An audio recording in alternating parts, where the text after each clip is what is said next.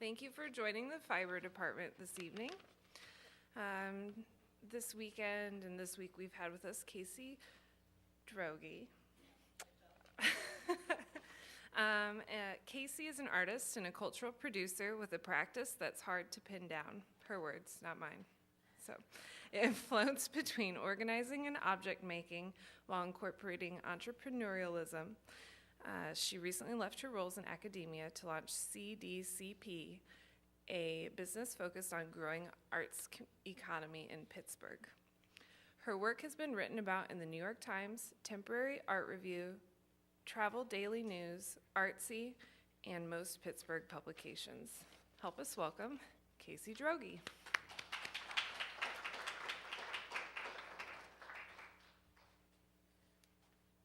Hello.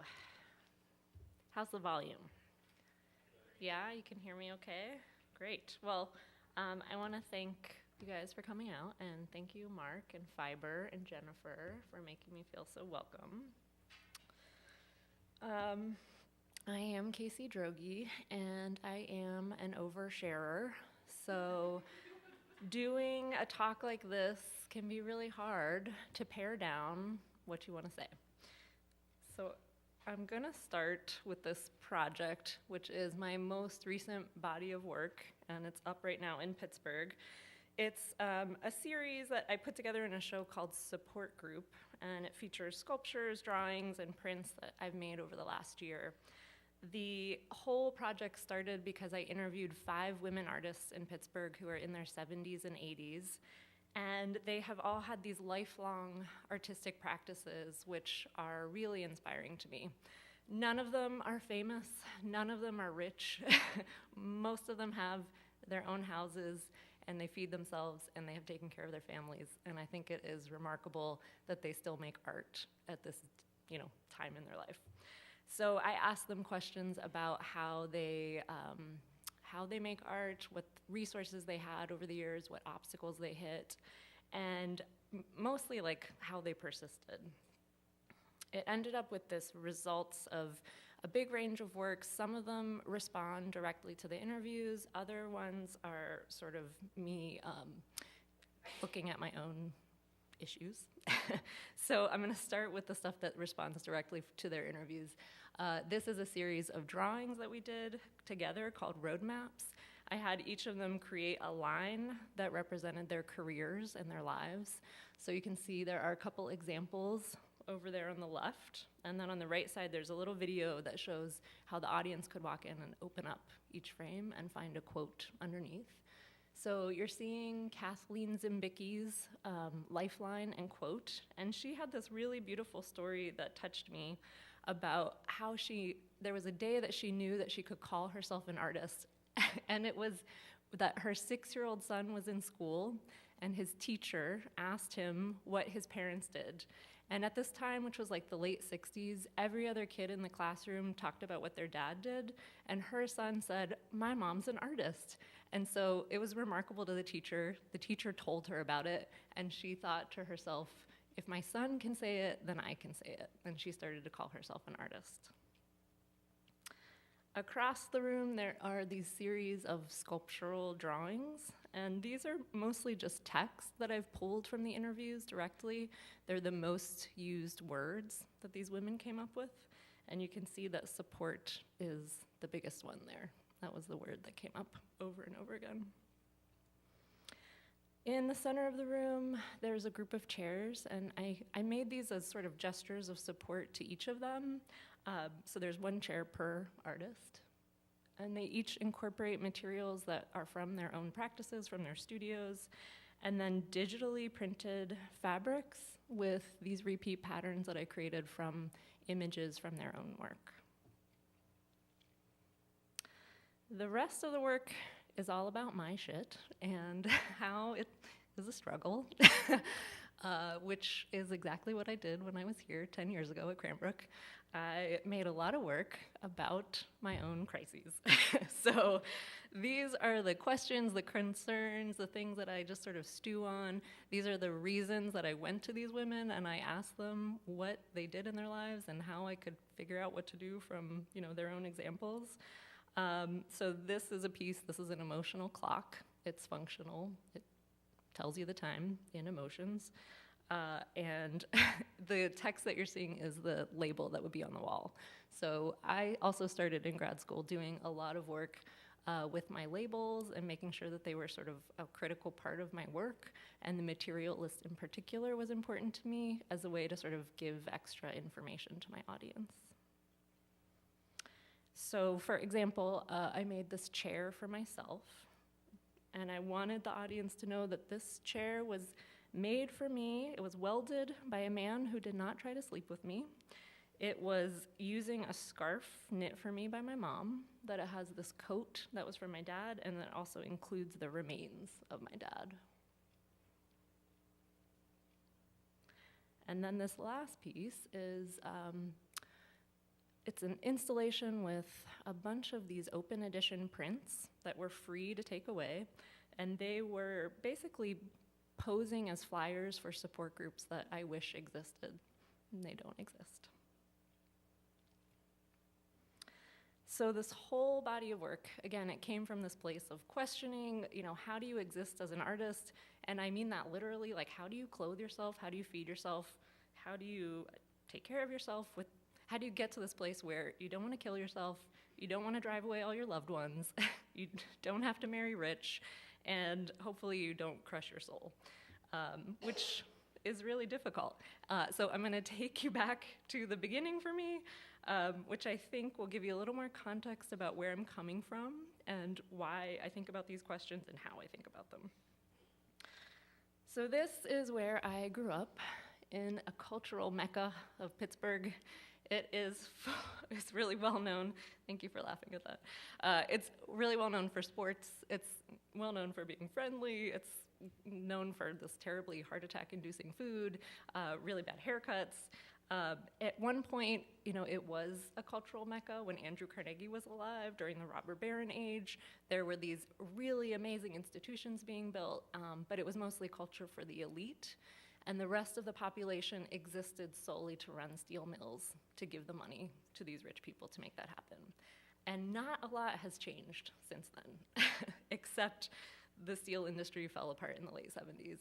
And so the population declined, but there was still this feeling that's really, it persists till today, of culture being sort of a leisure activity. The majority of the city feels like it's very working class. It's not invested in those issues. Those things are not for them. And then, there's, of course, a lot of tension in a place like that around race, around class. And there was, in the early 80s and in the 90s, there was a lot of empty space. So tons and tons of buildings just left behind by people who decided they would be better served to move to a different location. So in some ways it was great for artists because it was really cheap, and my parents certainly took that up. They decided to go there to build a really affordable life, find warehouses to do shows, and sort of all the excitement. So I had 3 parents. Growing up, I had a painter, a photographer, and a mime. They were very steeped in the art hustle. They took their art skills and they tried to make money with them, but they also had to come up with multiple channels of revenue, like most of us do. So they, this is a list of other things that they did to make money.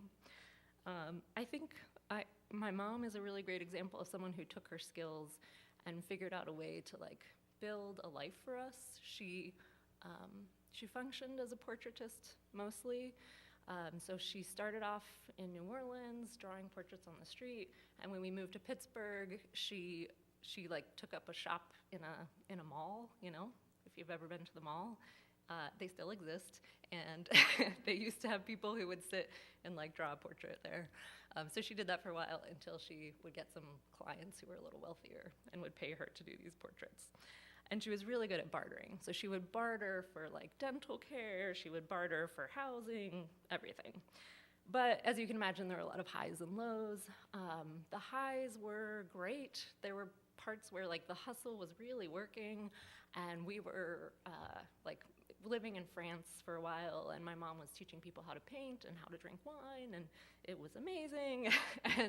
and then the lows were really low. Like, we didn't have a place to live, so we would just live with various friends. Or, my mother was trying to barter for a surgery to save my father's life. And, when you don't have health care and you don't have money, you don't have a lot of options. So she was trying to make that happen. But somehow I bought into this, and I was like, great, I want to do this, and I'm going to do it right this time. And I thought I had all the answers in this little checklist.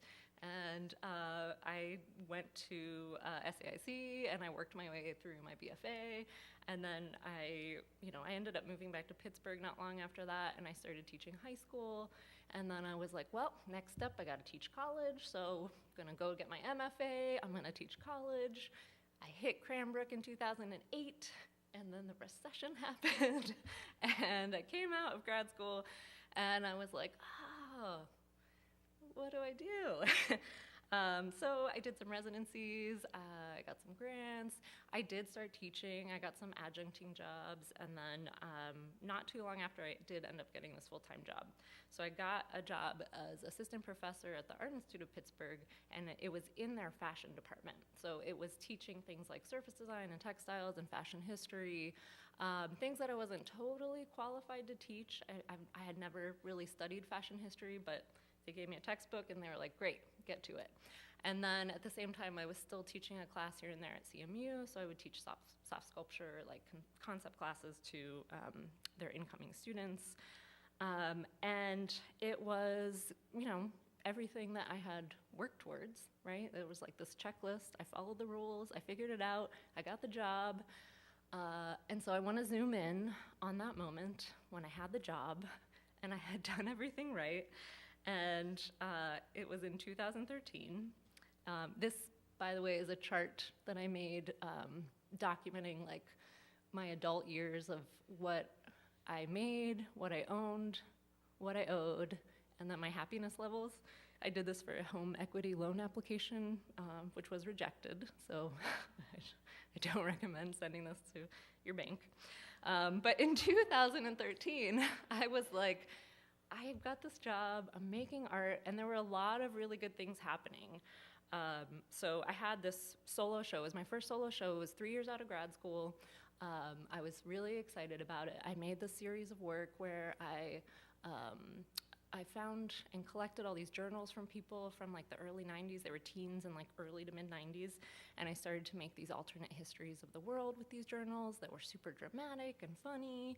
I learned some Arduino, and I made this vibrating bed. So you'd sit down on the bed, you'd throw in a quarter, and then it would vibrate at you in Morse code, and you had to figure out what it was saying. And the work, I was excited about it. It went to a couple of other shows, and I didn't have to pay for shipping. They paid for shipping. But I made about $8.50 in quarters from the show, and it cost me about $1,700 to make. So I felt like, success, maybe, I don't know. Not everything's measured in money, but, it was something. And then I had this opportunity where the curator from the Warhol Museum in Pittsburgh was like, hey, I want you to do this mural. It'll be up for a year by the museum. So I took a bunch of imagery that I had been working on in grad school, and I recreated this mural that I thought was great. I got paid $5,000 to do it. I had a budget of $15,000, which in the end, for 900 square feet of mural is not that much. And I actually ended up like physically hurting myself doing this job. And I started this project called 6x8, which I'm going to tell you about in a little bit, for the 2013 Carnegie International, which was the sort of big show that happens every 4 to 5 years in Pittsburgh. And I was really thrilled that they asked me to be a part of this thing. It was programming that put me into the catalog of the show, which felt like a major coup. They paid for 2 events. They did not pay me, but it was great. And at this time, my other project, the CSA project, which I'll also tell you about later, got written up in the New York Times. And I was like, fuck, this is amazing. Sorry, I just dropped it. Sorry. We talked about dropping the F-bomb. But there it is. So I was so excited because this felt like, this is the thing, right? Like, this is what you do. You get into the New York Times, and then boom, all good. So I was super thrilled about this. This project, again, took countless hours, and I made $1,000 from this project. So all of this time in 2013, I'm teaching full-time at a school that had a pretty heavy class load. So I was teaching between like 5 to 7 classes a quarter with 1 week off, which is a lot of hours in the classroom, plus all the stuff you do outside of the classroom. I was teaching part-time at CMU. I was teaching a class a semester there. Why? Because I was broke, right? I had all this debt I had to pay off, and life was so intense, and I was living the dream, and I had to reassess because it felt like it was not sustainable in any way possible. So I looked at the positives and the negatives. Positives, making all this money, which at the time, 2013, I was making like $65,000 a year, more money than anyone in my family had ever made. It was very exciting. I thought it was the best. I had a pretty low cost of living because I already owned a house in Pittsburgh because it was super cheap. I was paying down my student loans. I had all this access to equipment. There was this intimate art community in a city like Pittsburgh because it's small. You can talk to every curator and director in town, and everybody's willing to support you, and that's fabulous. I had lots of stuff to make. I had places to make it happen, and I was actually making a little bit of money from my art practice here and there. The negatives, the workload was crazy. I was stressed out. I was super angry. I started to get really, really sick, like really, really sick. I had major health problems develop, and then I realized that I wasn't actually making any money because all of my salary went to student loans and it went to my art practice. And I was in this place where there wasn't anybody else to help me make money. There were no galleries to represent me and sell my work. There were very few grants. I mean, there were a couple, which would be great, but it's just like a one-time injection of money. It's not a long-term solution. And I felt like this was my final assessment. I had debt. I needed health care. I could not find another teaching job. I was trying really hard anywhere else, but I would make it to the interviews, and then I just wouldn't get the jobs. I had no gallery. I had a pretty big wage gap considering all the other people out in the world. There was this rising cost of living. I always think about how I'm competing with like Netflix and Instagram and all the rest of the internet, which makes it hard to be an artist sometimes. And I felt like at some point I should retire. So was I totally going about this wrong, potentially? I decided to look for some alternative models, and I looked at a lot of different things, so many things that I can't even begin to tell you all of them, but I wanted to point out a couple of artists and projects and organizations that I found really inspirational. I think you should certainly do your own research about what is interesting to you, but a couple things. The one at the top, Studio Direct, is a program by Seth Clark, and it's in sort of like a relationship building between artists and patrons, and you basically get patrons to buy into what you're doing. They give you the money early on, and then you deliver the work later. They're funding your practice so that you're not, fronting the cost to make this work, and you have a guaranteed sale that happens. So an interesting program. Lenka Clayton's artist residency in motherhood, which started off as a personal project for herself. She had kids. She needed to figure out how to actually make work while being a mother. And then she created a template for this and started to share it with the world. And all of these women around the world started to buy into this. It was actually like a free thing that you could look at and participate in, but then you could pay her to be your mentor. And so she was starting to make money as this mentor to other women artists, which was really incredible. And around the entire world, they were participating. John Hershen and Will Rogan started The Thing quarterly subscription, which had existed for a long time, unfortunately no longer exists. But they started with friends, just getting their artist friends to help make these little fun objects. And then it was a subscription service, like a magazine. You could sign up and these things would come to you in the mail. And they grew into a pretty big project where they had major named people making great things. I was also looking at organizations that I thought were really interesting. The Des Moines Social Club. Anybody from Iowa? No? All right. Well, Des Moines, which I have actually never been to, but I found a friend who told me about this. I connected with these folks on the phone. A group of artists bought a space, and they're like, this is going to be our community arts collective space. And they started to sell memberships to it. And within like 3 years, this became a multi-million-dollar organization. And it was just because it was filling such a huge need in the community. Everybody wanted to buy in. Everybody wanted to rent the space. They were putting on, exhibitions and theater performances, and they just really like opened it up to whatever the community needed, and the community responded by donating time, by giving their money, by paying to participate, and turned it into a really successful business. AS220, you guys know them, right? Providence and RISD people? Yeah, great. So AS220 I think is also fascinating. I'm totally blanking on the guy who started it. I'm so sorry. But he describes his journey as, working on Wall Street or just making a ton of money in finances, doing way too much coke, and he was like, I can't do this anymore. I need to be an artist. And so he just started to buy some property and put all that energy and that money that he had made into this community-oriented project.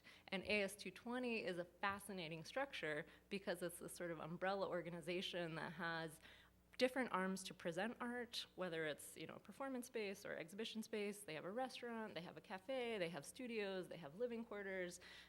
So it's this like multi-pronged organization that really creates revenue in interesting ways. And then Public Matters, which is out in Los Angeles, which I think it's a great organization. They're this intergenerational group that sort of mixes design and social practice to come up with services that they can offer to businesses, to developers, and they basically, they work as consultants. Like you can hire this really fascinating group of people with multiple perspectives on the world to help your project be better. And then the last two things are more organizational resources. Common Field, which some people equate Common Field and Open Engagement. Open Engagement is an annual conference around social practice art. Common Field is an organization that's supposed to be about advocacy for artist-run projects and artist organizations. They basically, they also do sort of a conference where people can come together and talk about best practices, talk about issues in the sort of field overall of artist-run projects and artist-run orgs. And what's great about them is they have a map, and they have members and current members and old members, so you can go through and look across the country at all of these different projects, and they've collected some basic information, like what's the tax structure, are they nonprofit, are they for-profit, how big is it, how much money do they make, or what's their overall budget. So some really fascinating info about what's happening around the country. And then Springboard for the Arts, which has, they're like a re-granting organization, also advocacy, but they have a really great arm, which is what started our CSA program. They have templates of like programs and templates of sort of ideas for individual artists and organizations to take on that can work on a really small local level, but have this sort of like national network to connect to. So it's really powerful. So I looked at all this stuff, and I started to craft an idea for my own business, but a business that would basically house my projects, my own studio and social practice work, and then also hopefully create a platform for other people.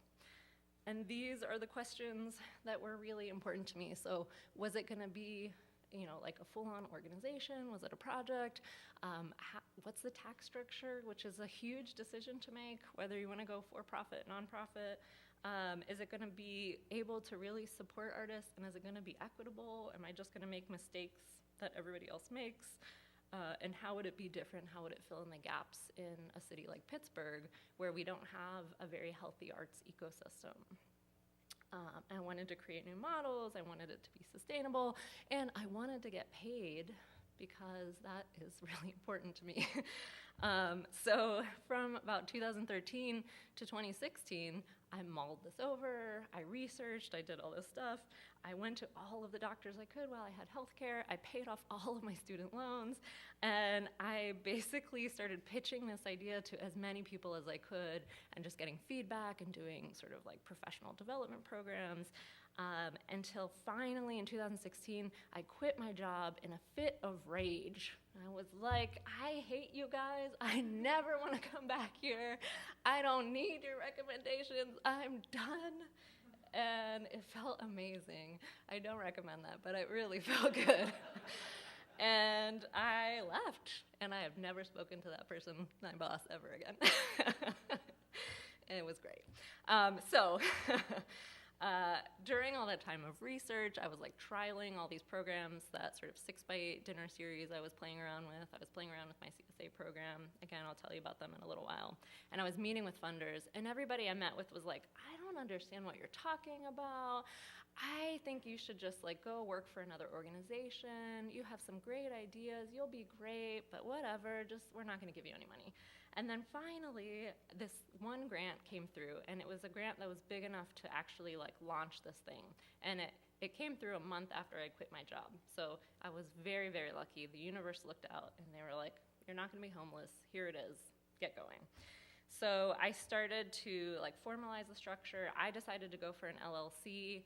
I thought it was easier than starting a nonprofit. I would have complete control over this because, again, this is housing my own artistic practice as well, and I didn't want to give that up to a board. I decided that I was going to work with a fiscal sponsor, which meant I just had a nonprofit partner who would get the grant money so that it was, like legal through our tax laws, and they took a 6% fee, and I got the rest of it. And then I had to find a space. It had to be pretty basic. I just needed somewhere to put paperwork, to have meetings, potentially to have events too. And then I had to build a team, which I already had a lot of volunteers from my other projects. I hired a couple of part-timers. I hired some contracted workers. Shout out to my old intern, Joy, who's here. Thank you, Joy, who then became a part-time worker. And then we just started like doing this and experimenting and enlarging this audience that I kind of had, but sort of building onto it and actually trying to make money. And then we'd pause and we'd assess what's working, what's not working, and trying to be very realistic. Like if this program doesn't make money, we can't do it. So we're gonna make it make money, or we're gonna cut it. And then, ideally, like don't get to the point where I am at risk personally or financially, because I'm not willing to get to that point again where I'm risking my health, or I'm risking potentially my home. I'm going to play it safe and make sure that I'm okay. So fast forward to today, I have this business called Pgh Cultural Productions. It's an umbrella business, and it has 3 main arms. I'm going to go through and I'll tell you about them a little bit. The main focus, though, is really about sort of building arts economy. And when I say that, I mean I'm trying to get this city, which has sort of a very uneven cultural landscape, to sort of engage the public, engage the population there, and get people to engage with not only their time and their energy, but also their money, right? We really want financial help in this. So just to give you a quick idea, Pittsburgh is a city of about like 500,000 people. We have about like 4 pretty big foundations, and then a lot of family foundations, which is unique. Again, from that robber baron age, these things have been left over as artifacts.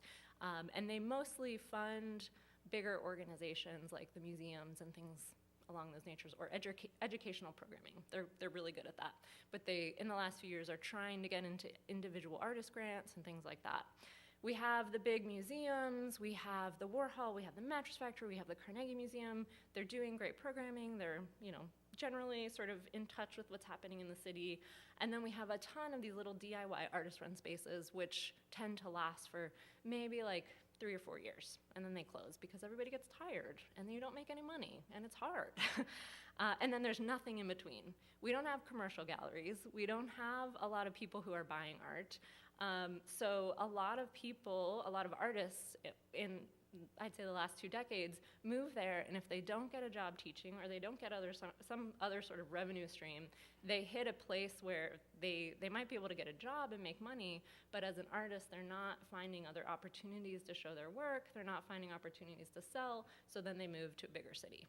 So I wanted to create this business as a way to, drive arts economy and sort of help to fill in this ecosystem a little bit.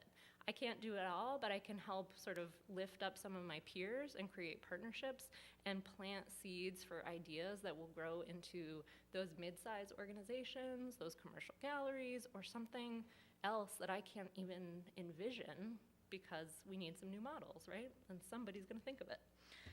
So the 3 main arms of CDCP are programming, which are the things that stemmed from my own artistic practice.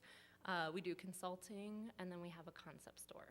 So I'm going to dive in. I'll tell you a little about all of them, and then I'll wrap it up. So real quick, so CDCP has the programming arm. All of these programs are very different. They've all sort of functioned for several years before the business existed, but they're really at the heart of it about connecting the public to artists, to curators, to collectors, to galleries. There's a sort of like educational component where we want to just get the city going, get it excited, get it ready, and connect Pittsburgh to what's happening in other places. So 6x8 is that project I started with the Carnegie International in 2012. The layout of these events are real simple. We have 6 artists who talk for 5 minutes about their work. We have a chef who makes a meal. The public can buy tickets. For the last couple years, we're at a place where we've got about 80 to 100 people who attend these events. Ticket prices are offered at various levels so that it's accessible to a lot of people. Every event moves to a different location, the participants change, the atmosphere changes, and there's a theme for each event which changes. We do not allow question and answers because those are boring. Sorry. We instead allow people to talk to each other and socialize during the event. This grew from this tiny little project that I tried out from the Carnegie International. I am by no means the first person to use dinner parties as a way to try to get people engaged with art or to try it as an art practice, but it grew into something that, again, I think was fulfilling a need in the community, and the community helped to shape it, and it became a really popular event, and it has just grown and grown and grown. And this is a quote that I love because Eric Scheiner, who now is the artistic director of White Cube in New York, used to be the director of the Warhol Museum. He's a great example of what it's like to live in a city like Pittsburgh, where the very first event, I was like, I've never met you. Please come to my event. I promise it'll be fun. And he was like, great, I'll be there. And he showed up. And so did like every curator in town and a bunch of other random people, like my old babysitter came. And it was just like a weird mix, and it was lovely. Another core program is the CSA program, which started in 2013. This is part of something that came from Springboard for the Arts in Minneapolis. It's based on agricultural CSAs, which, if you know them, farms do them all the time. The public can sign up to be a shareholder, a subscriber, and then every week or every month they get a box of vegetables. And they don't know what they're getting, but they're supporting this farm that they believe in. This is the same idea. So you buy in and you get a box of art instead of a box of vegetables. And we pay a group of artists to do an edition of work. We collate those editions, and then the share contains a little smattering from this group that we curated, and the subscriber does not know what they're going to get. So it's a surprise, and they're buying into something because they love the idea of supporting art. This is one of our events, a very happy subscriber who has gotten a piece by Linka Clayton, who, at the time was like doing pretty well. She was about to have this show coming up at the Guggenheim, and she made this tiny piece, and they got it in the CSA share, and it was amazing. The other core program that we do is Pgh Photo Fair, which is something I actually didn't start, but was sort of given to me because they liked my track record.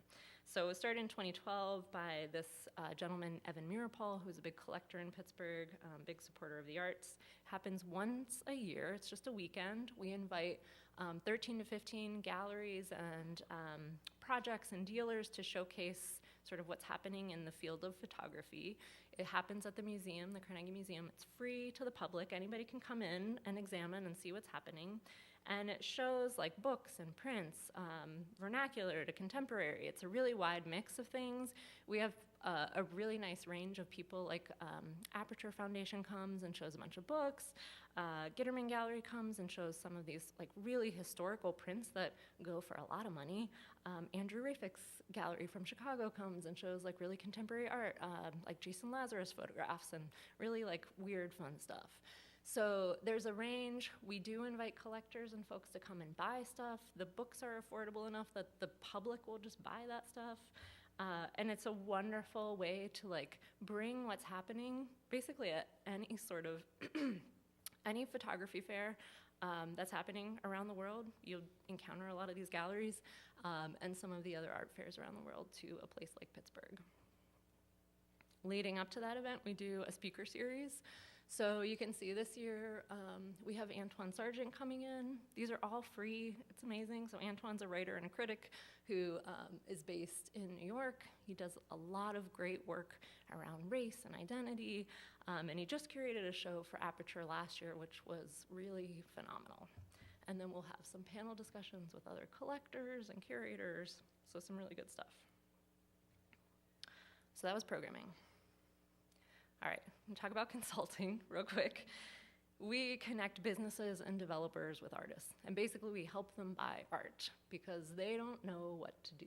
They don't know what to look for, they don't know how to talk art, they don't understand artists, and they think everybody's weird, and they just don't want to participate. So instead, they buy these terrible images printed on canvases in China, and then they throw them up on the wall, and they think that that's a project.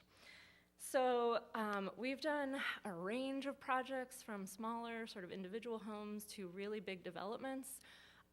We encourage our clients to buy local as much as possible because that's what our mission is about Pittsburgh arts economy.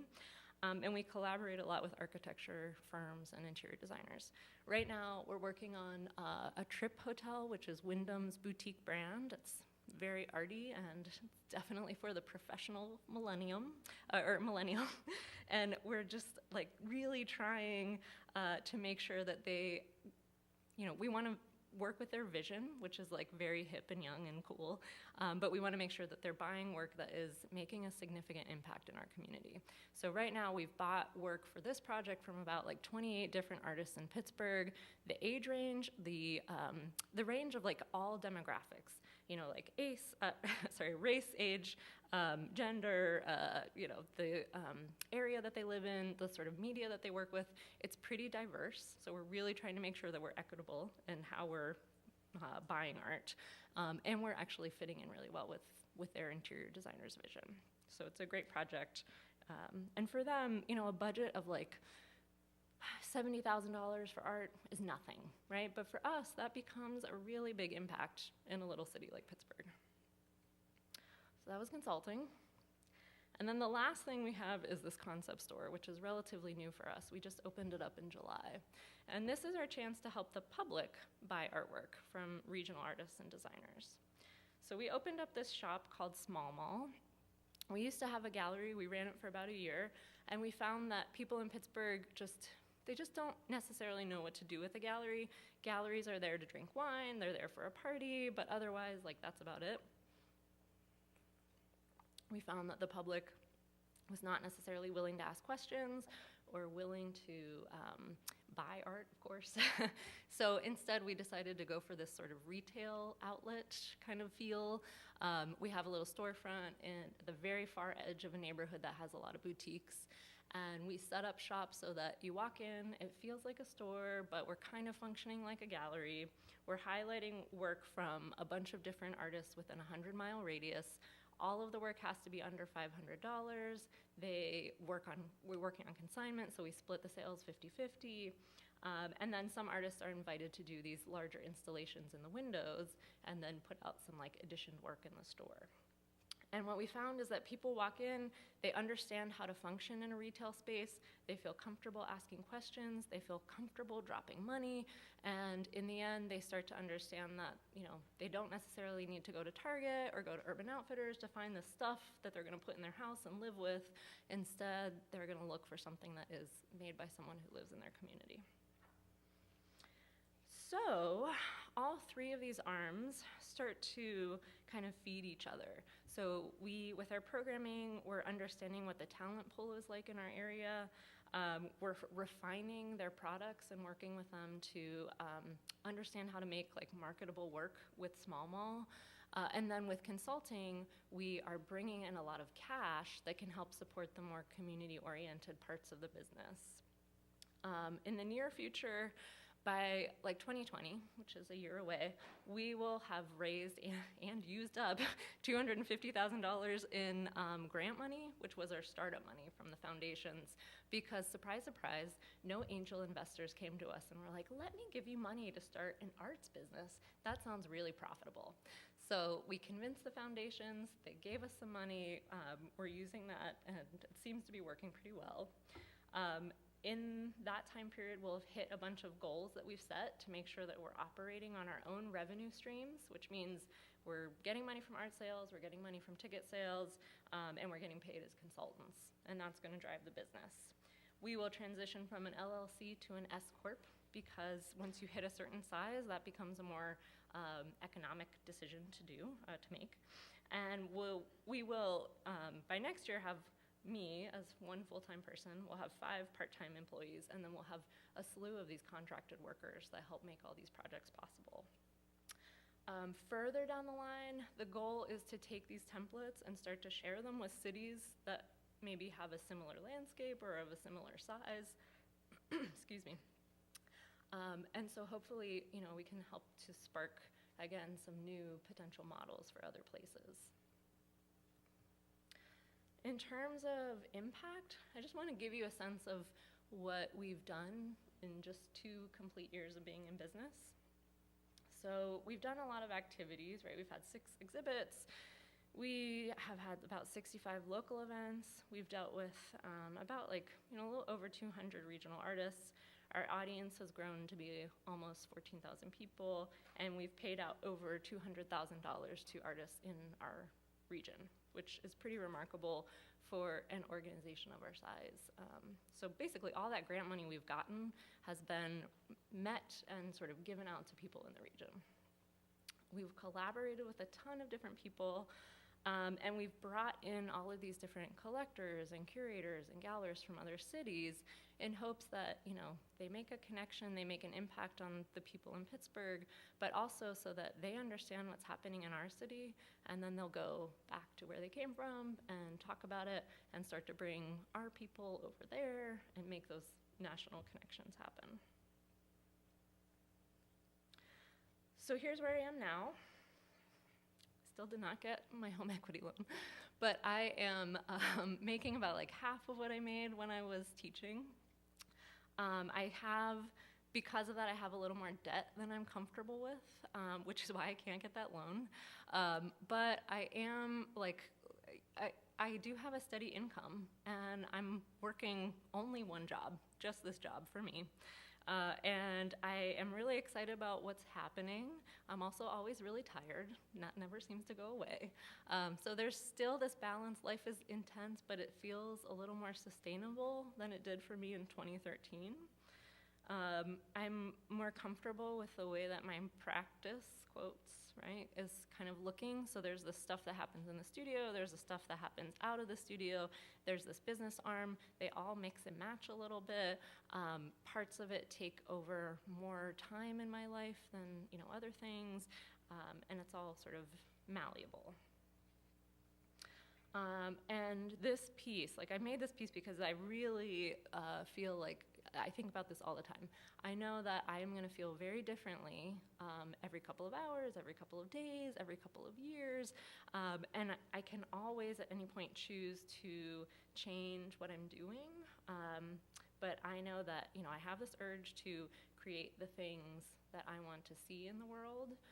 Right now I'm doing that by making stuff, sometimes, but also really making this sort of like business and community connections and this cultural landscape that I want to see happen. So that feels really, really good and really strong. And this is my contact info.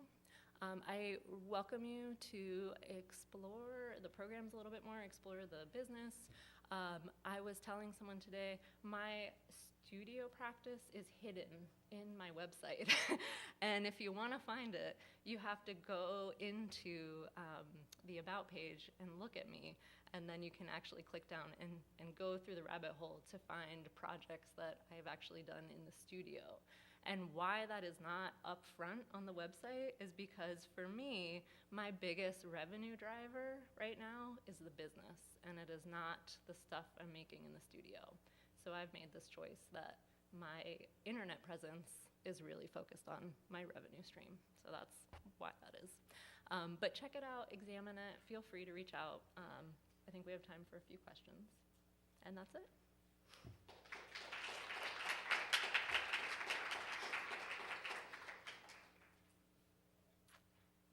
Hello. Hi. Yeah. I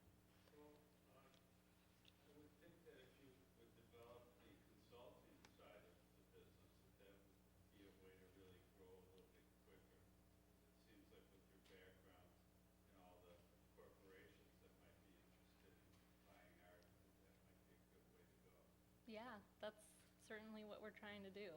I think it's pretty amazing that, we're just starting our third year and we're working with a huge international corporation like Wyndham. So that's pretty big for us. And ideally, yes, we will continue to get jobs like that, but there's of course no guarantee. But hopefully, yeah, that's the big revenue driver.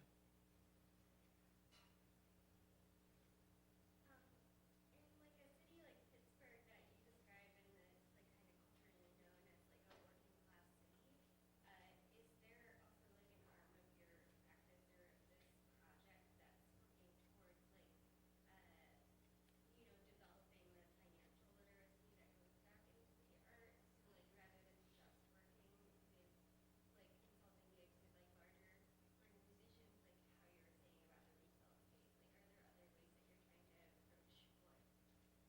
the importance of an arts community to people who are see that as like see art as leisure or like as So, like, is there a way to, are you asking if we do sort of like an educational component? like Or? what's the way like all of these programs are like definitely trying to engage the public, but are you seeing that it's like engaging the public that was like outside of that arts community already? Like I see what you're saying. Yeah. So are we engaging the sort of public that wasn't interacting with the arts before? Are we managing to reach any of them? That's a great question. It depends on the program. So something like the Photo Fair exists in the museum. Our museum is actually an art museum and a natural history museum. So the populations that come through there are pretty broad, and folks often have to kind of walk through where we are to get to the natural history portion of the museum. So we do hit people with that program in that way. Our 6x8 dinner series absolutely does, because we make a very conscious effort to have tons of collaborators. And that means like the sites that we go to are sometimes historical sites, they're sometimes schools, they're restaurants, they're corporate buildings, like it's all over the place. And we have community organizations that we pull in. We offer free tickets to different groups of people to make sure that they can attend. That one I think is the most successful at reaching a wide variety of people, and it's constructed in a way that the focus is accessibility, and I mean that in a lot of ways, like physically accessible, engaging in a way that feels like everybody can understand. We work with the artists to make sure they're presenting things in a very direct and clear way, and that they're not leaning too heavily on art speak, right? And they're being entertaining and engaging in that way. And then with like small mall, we're a store. And so we're definitely getting a lot of people who are just walking through the neighborhood shopping, who don't necessarily care about art, but they love shopping, and they'll pop in and look at stuff, and decide whether or not they want to like buy a mug from us instead of, again, going to, Target or West Elm or wherever, right? Yeah. Yeah. The people that work with me? Yeah, absolutely. I have, so I had an amazing assistant director whose last week was, or her last day was last week, because unfortunately our government did not grant her a visa renewal, so she has to leave the country.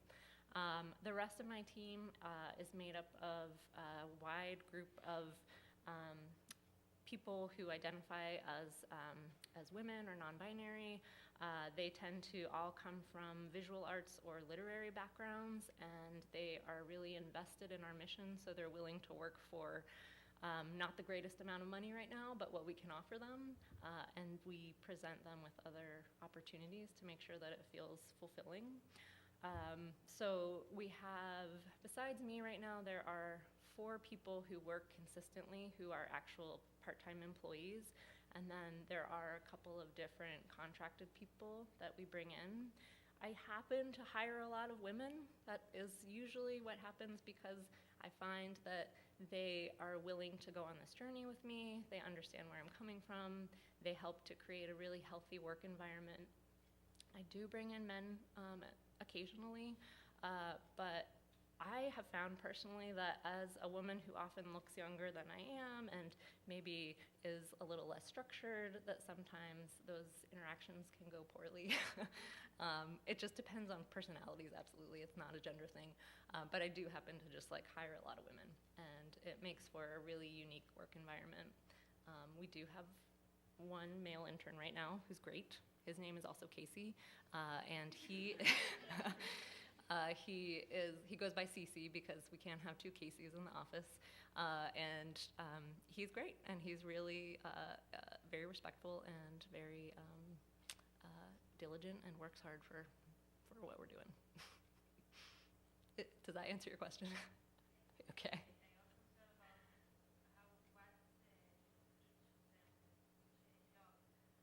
Which jobs they have? Oh, so I have a philosophy that, like a lot of arts organizations, you have to wear multiple hats like you do as an artist often because we don't have enough money to hire everybody we need for every role. So my team has made up job titles because it doesn't matter. They're all doing a lot of different things.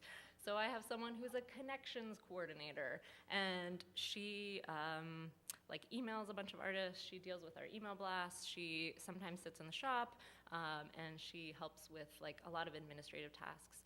I have a person who deals with the programming for Small Mall, all the artist talks that happen there, and they also work in the shop and run that kind of thing. I have a person who does a lot of our bookkeeping, but she also helps with marketing, and we'll jump in if we need to do an event and we need another person. She'll be there for that too. Yeah. So we don't have a great hierarchy. Very, very new age. Yes. With all the interconnecting and networking that you've been doing, have you found anybody or any group within the Detroit metropolitan area that is similar to your consulting operation? Who does art consulting? And Similar to what you're trying to do? Sure. I haven't looked, so I don't know. I'm sure there are definitely art consultants in Detroit, absolutely. I don't know if there's an organization or a gallery that's doing that a lot. I'm sure somebody here could answer that better than me. I know that we interface with some folks in Atlanta who work for one of these FF&E companies. They do a lot of hospitality projects, so and a lot of bigger development projects. So a developer will go to this company and they'll buy their fixtures, their furnishings, and they buy everything, including the art, from this company. And this company does not hire, they don't have art consultants on their staff. They don't actually know that much about art. They have some interior designers, but they're the folks who they source cheaply. They use a lot of mass-produced stuff. What's the name of that company? I can't remember off the top of my head, but I can look it up on my computer if you need. But there are a bunch of those kinds of companies around. And then there are a lot of other companies that do, in Pittsburgh, there's one other gallery that does art consulting, especially for hospitals. We have a lot of hospital development in Pittsburgh. They specialize in like really calming watercolors and landscapes and photographs of the city, and we don't do that. You know, we look for things that are a little more contemporary and relevant feeling to our own interests. And then there's another individual who does art consulting, and his specialty is abstract painting, and that's all he does. So, yeah. Yeah. Your small mall, can you expand on how you started that? How did you get the lease space and things like that, with financial struggles and foundation money, without that stable revenue stream? Right. Well, so Small Mall just opened in July. Before that, so the business had been open for a year and a half already, and all of our operating money has mostly come from foundations, from grants. So some of our money has been general operating money, and we used a portion of that to help us move from a free gallery space that we had, basically a really cheap gallery space, to, because it was like sort of a launch help from a local community member, to renting a storefront. So we did what anybody would do. We looked on Craigslist, we asked everybody around, we found a storefront that felt like the right location, something that was within our budget. It was smaller than we wanted, but we decided to go for it.